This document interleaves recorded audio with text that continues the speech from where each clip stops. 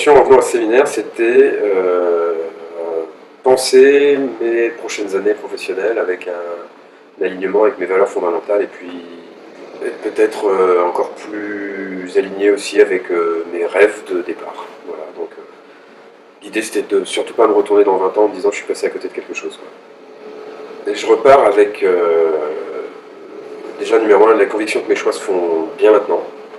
J'ai suffisamment de vécu pour réfléchir à ces choses-là aujourd'hui et les différentes expériences qu'on a vécues pendant ces 2 jours, les rencontres aussi qu'on a fait, résonnent très différemment que si j'avais fait ça il y a 10 ou 15 ans. Donc ça c'est la première chose. Et puis je repars avec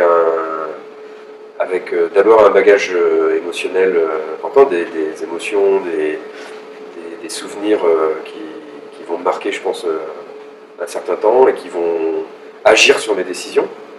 Et je repars avec des convictions renforcées sur un certain nombre de points, à la fois sur mes aspirations, mais aussi sur des challenges que j'ai envie de me poser sur les prochaines années.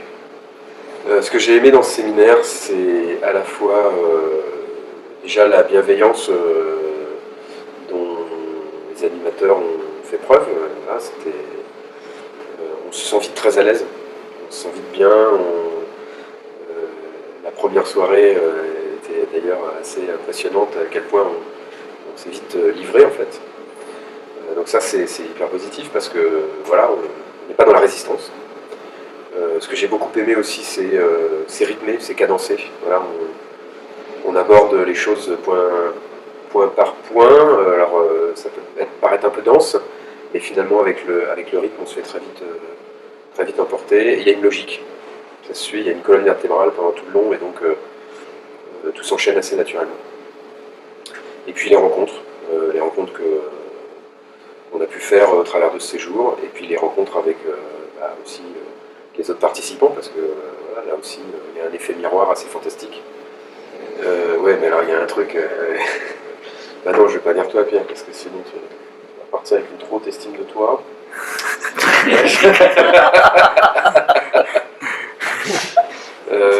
Ce qui m'a le plus surpris, c'est à quel point on tire des choses extrêmement positives du lâcher-prise. Quand on s'affranchit du regard des autres, on devient soi-même, et quand on arrive vraiment à lâcher prise, on révèle des qualités en nous qu'on pensait enfouies très très loin. Celui qui veut vivre un séminaire comme celui-ci, je crois qu'il faut qu'il arrive entier, simple, baisser les armes, quoi. C'est-à-dire qu'on n'est pas en terrain hostile, là, on cherche à se comprendre, donc c'est pas les postures qui peuvent permettre une démarche comme celle-ci. Et dans notre milieu professionnel, voire même personnel, par des jeux de titres, de statuts, on joue trop de rôles. Donc là, il faut surtout pas jouer un rôle dans un truc comme ça, il faut venir le plus naturel et entier possible.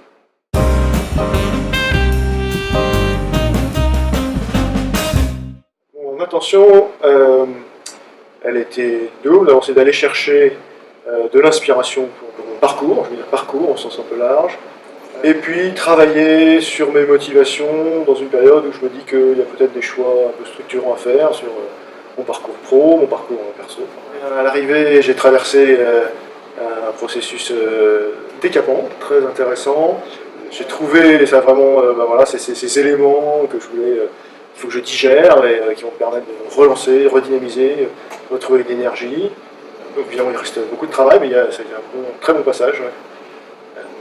La profondeur, en fait, de ce à quoi on a réussi à toucher, les animateurs, l'autre participant, les rencontres, les personnes qui ont constitué un environnement qui permettait d'aller voilà, chercher ces choses-là, avec des passages difficiles sur le moment, mais avec une vraie, voilà, c'est vraiment passé quelque chose, c'est pas juste un truc comme ça, un stage comme un autre, dont on sortirait à la fois indemne, mais on n'a rien changé, là je ne sors pas complètement indemne, et je sors avec quelque chose d'autre. Je ne suis pas différent, mais je me suis mieux compris. C'est juste que j'ai évolué. Je suis le même moi-même, quoi. Mais ce qui était peut-être indistinct et qui était justement l'intention était d'aller comprendre ce qui se passait, peut-être, il y avait ça aussi, eh bien, ça s'est décanté, clarifié, voilà, des choses qui ont émergé, qui étaient indistinctes en fait.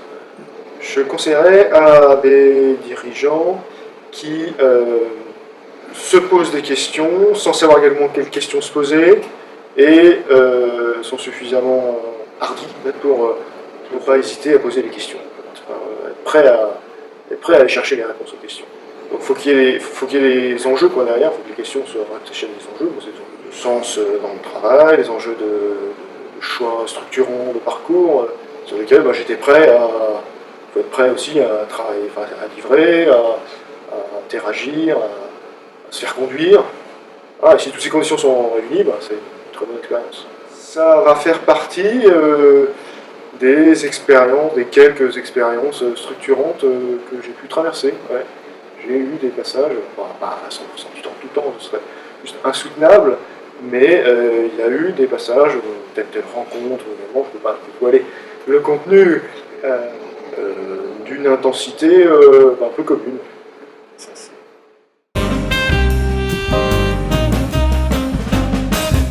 En fait, mon intention, j'étais attiré par le mot inspirant, parce que je pense que le rôle du dirigeant dans l'entreprise, c'est d'être à la source de beaucoup de choses dans son entreprise, à travers à la fois évidemment les aspects de business, mais aussi l'inspiration, ce qui transmet en termes d'humanité à l'ensemble de ses équipes, et qui sont en fait un vecteur extrêmement puissant pour le développement de l'entreprise.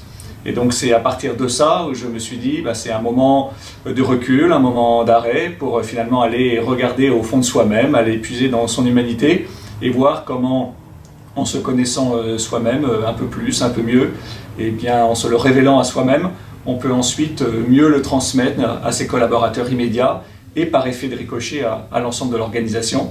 Parce que, comme je viens de le dire, c'est quelque chose d'extrêmement fort pour construire l'entreprise dans la durée, puisque l'entreprise, à la fin, elle n'est que quoi? Elle n'est que une collectivité d'hommes et de femmes qui se construisent un destin ensemble, construisent un destin économique et aussi un destin humain.